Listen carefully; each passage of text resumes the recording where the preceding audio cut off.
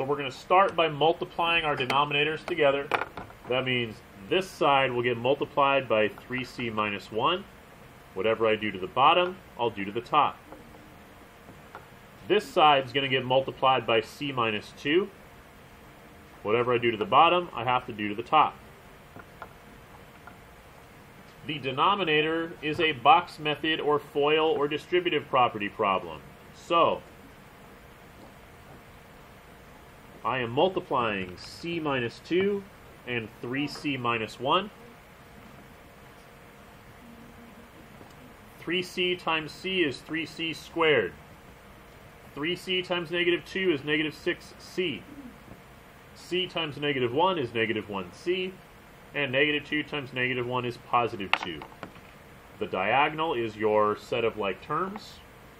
My new denominator then is 3c squared. 3c squared. Negative 6c, negative 1c, negative 7c, so minus 7c. And then a plus 2 at the end for the positive 2. 3c squared minus 7c plus 2. So I have my new denominator. The numerator is distributive property. C times c is c squared. C times negative 2 is minus 2c. For the other side, 4 times 3c is 12c. 4 times negative 1 is negative 4.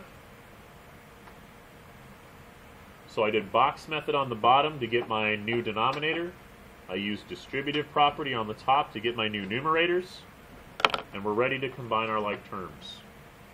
In this example, c squared does not have any like terms over here, so it's just going to start with c squared.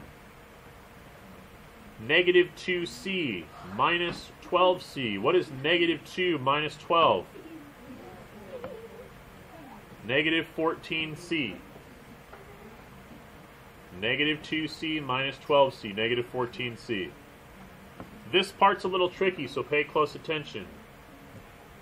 I don't have any constant here, but I'm being asked to subtract negative 4. What happens if I subtract negative 4? It's actually a plus 4, so please make it a plus 4. The denominator has not changed. 3c squared minus 7c plus 2. Now, I want to make it very, very clear why we are not going to factor this at the end. If you look at what we started with for our denominators, we had 3c minus 1 and we had c minus 2. If I tried to factor that, I would get that exact same thing back. But that is not what is in my numerator, so there's no point in doing that. We saw the same thing in the last example. My original denominators that I multiplied together were d minus 1 and d plus 2. If I factored my final answer, I'd get d minus 1 and d plus 2. That wouldn't match anything up here, so there is no point to that. So we're going to say this right here is my final answer, and leave it at that.